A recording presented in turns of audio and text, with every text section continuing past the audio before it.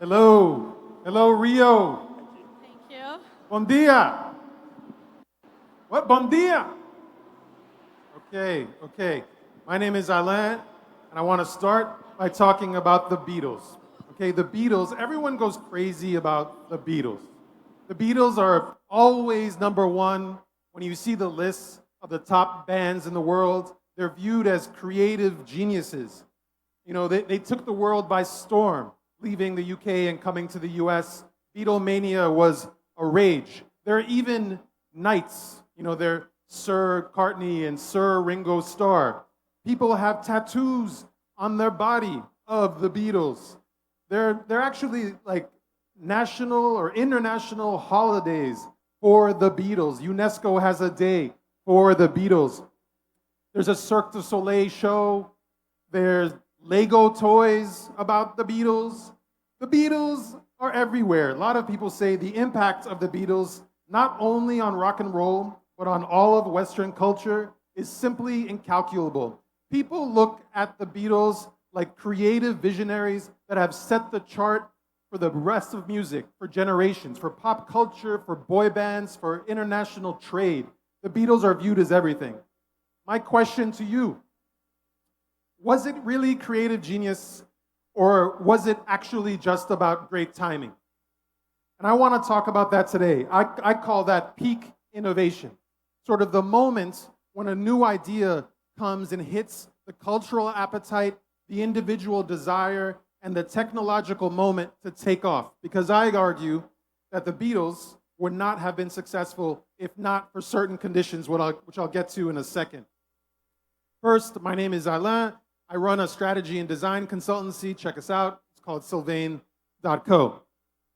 Now, creativity. Creativity is highly valued. It's considered a super asset in our culture today. Everyone holds it up. You've got hundreds and thousands of books about creativity in business, creativity and in self-help. You have apps that are all over the place that help you just create things over and over again. People identify themselves as creative. They say, what do you do? They say, I'm a creative. Creativity is everywhere. There are awards, creativity awards, big awards, small awards, digital awards, advertising awards. Creativity is often talked about as just this special gift. And we sort of forgive creative geniuses. We love creativity as a culture so much that sometimes we'll overlook the problems of character, of creative geniuses. What does that mean, that we prize creativity above character or morality or ethics? 95% of US teachers believe creativity is a valuable skill set for students' futures. 72% of US parents said creativity was especially important to teach children. 65% of CEOs said creativity skills were very important, ahead of emotional intelligence and digital skills. Creativity is more important than emotional intelligence?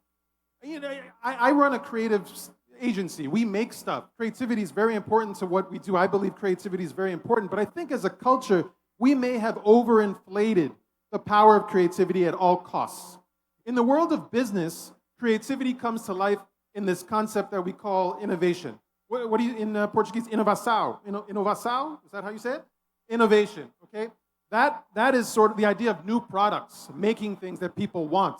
That's how you see it. And we know there are tons of things in culture and business. New things are pumped out all the time. NFTs, AI, it's just we can't keep up. Bitcoin. The amount of money that businesses spend on research and development is crazy, okay? $2.5 trillion projected investments in research and development. Companies are trying to, inovação, countries are trying to innovate like crazy. They're spending tons and tons of money. And if you look in the United States, the amount of patent applications, so these are the applications where people are claiming a new invention or a new technology, it's increasing like crazy. There are over 3 million people, almost 4 million people in 2021 who claim to have a unique invention.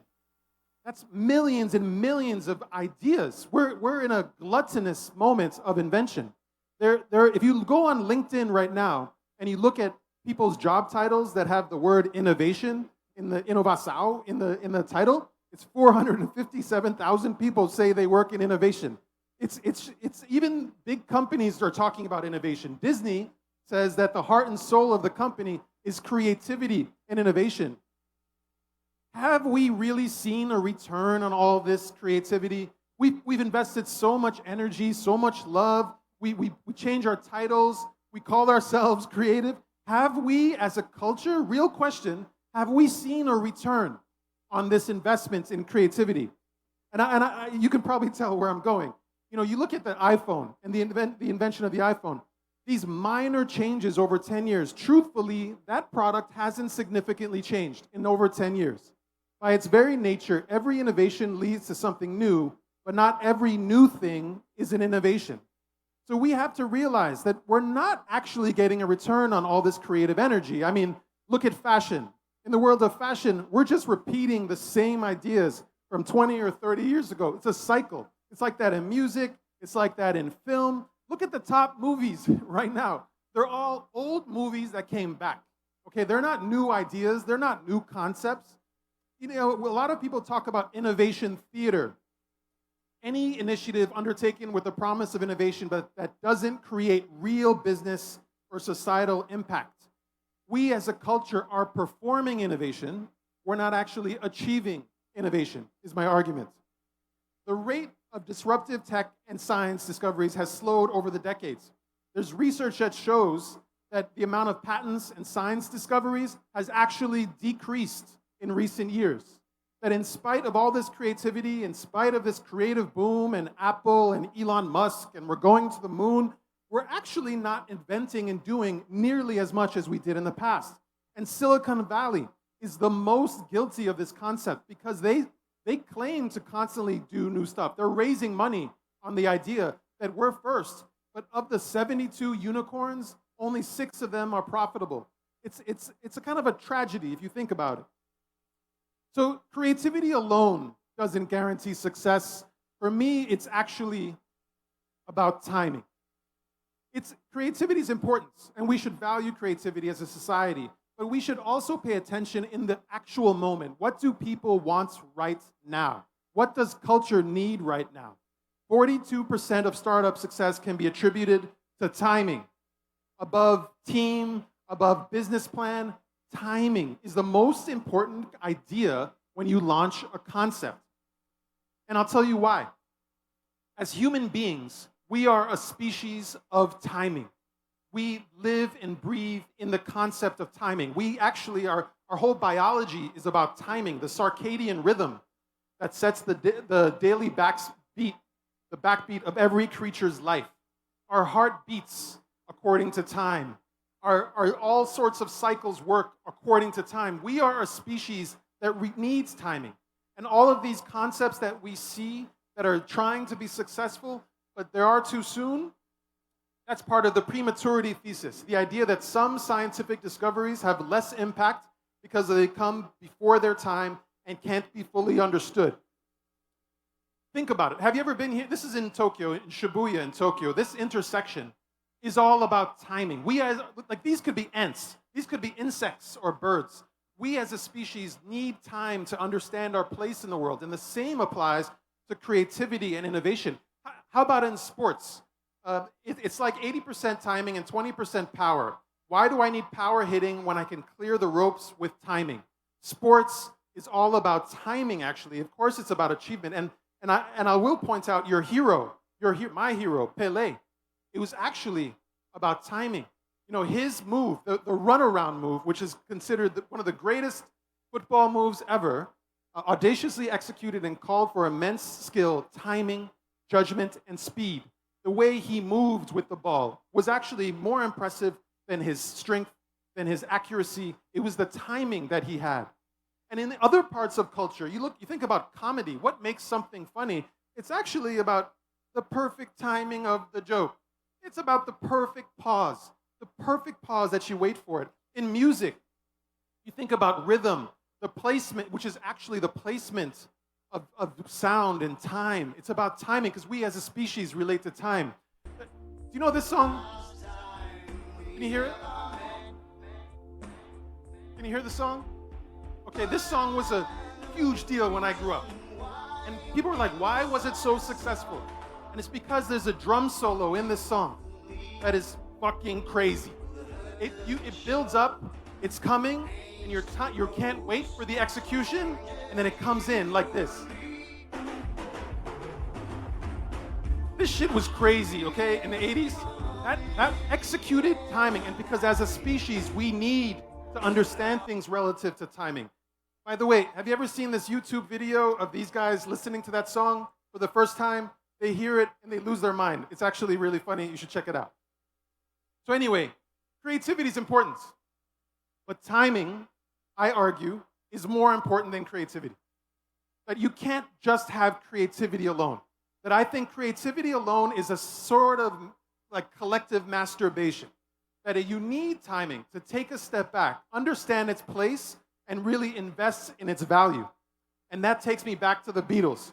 Would the Beatles have been super successful if not for the fact that television was penetrated at the highest level at that point, 70 million homes? Would their media message had not been as powerful if not for television in the late 50s and 60s, or radio and the infrastructure that supported these songs being duplicated around the world? Would the Beatles exist if not for that technological innovation? Or how about newspapers and prints that were exoticizing this idea of this British band and their mania, reproduced in the same way around the world? Don't the Beatles have a lot to thank when it comes to technology? And how about the individual appetite, the cultural moment? You had young people around the world who were trying to differentiate themselves from their post-World War II parents. They were looking for meaning. They were looking for independence. And it was at a time the birth control pill was just released. Martin Luther King just did his famous speech.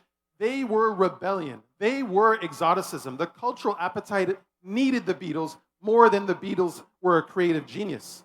They just seized the moment, and people embraced it. People needed it. They filled a void. And make no mistake, they were not first. They were not first. The Beatles actually played Black American music in this copy the songs, but played them differently.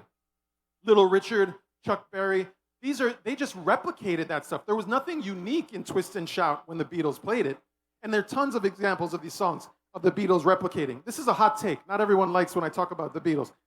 And how about Girl from Ipanema that seized a moment, a bossa nova moment in the world with Stan Getz? People wanted that exotic exposure. Bossa nova had existed before and after, but that moment, it hit a peak innovation. The moment when forces are perfectly aligned for a new or undervalued concept, invention, or business to achieve maximum cultural impact. Peak innovation. That's what we should be looking for. Not just innovation, peak innovation. And for me, it comes down to three things. Number one, the cultural climate. Is the culture really ready for this? Do they want this? Do we as a collective identity need this? Individual appetite. How about as a person? How you identify and what you need. Does it solve for that? And then innovation infrastructure. Does the technology actually deliver and build off things that we saw before? When those three things are met, that's peak innovation. And I'll give you some examples. The elevator existed for over 100 years before it was actually accepted. And that's because it solved a cultural climate, but it didn't solve the individual appetite or the technological infrastructure. Google Glass, which we often make fun of, had neither. It came out way earlier than it should have. Or the Pebble, the wearable technology, it had some things, but not everything. That actually the Pebble and the Apple Watch that we wear today is not significantly different than that first invention many years ago. Or look at e-commerce. Pets.com failed in the early 2000s, and that's because we were afraid of e-commerce. We were afraid of buying things online. But today, it's a very different deal. Wait. COVID was a moment in time where you saw an explosion of innovation, and we actually saw peak innovation at its best. Crocs were like, people were not wearing Crocs, okay, in 2020. And I don't know what happened about people hanging out at home and trying to chill out. They were buying Crocs like crazy. Crocs are huge today. They came back. Or the QR code. Remember, we used to make fun of the QR code. We were like, the QR code is dead. But it reached its peak innovation in 2020. Peloton, home fitness. Or you look at Clubhouse. Remember, Clubhouse was supposed to take over the world? Remember? No one's talking about Clubhouse now. And I think we're in this moment with AI, where we're beginning to see a consumer application of artificial intelligence that's meeting the peak innovation. So again, timing is more important than creativity. How do you achieve peak innovation? How do you achieve it? And I think it means really thinking about all creativity in the context of the past, the present, and the future. Always put it in that context and don't think about creativity in isolation, because your creativity exists in the context of time. Because we as a species, we as a society, understand and evaluate life according to timing. So, when you think about those three things, the cultural climate, think about where we are as a culture. What do we need now? Think about elections, think about politics, think about trade, think about media, all these things that bring us together. Where were we? Where are we going? Think about individual appetite. What do we as a person, our needs? Do we want more belonging? Do we want more status? Do we want fame? How is that changing over time? Because these needs evolve. And then, of course, you have to think about it in the context of technology. A lot of these ideas existed before. How does your idea build on or fit in that long evolution of technology? Is yours a field? Is it too far ahead? Is it a little behind? You need to have a context for how it fits in time. Time is an illusion. Timing is an art. Thank you. My name is Alain, CEO of SYLVAIN. Check us out.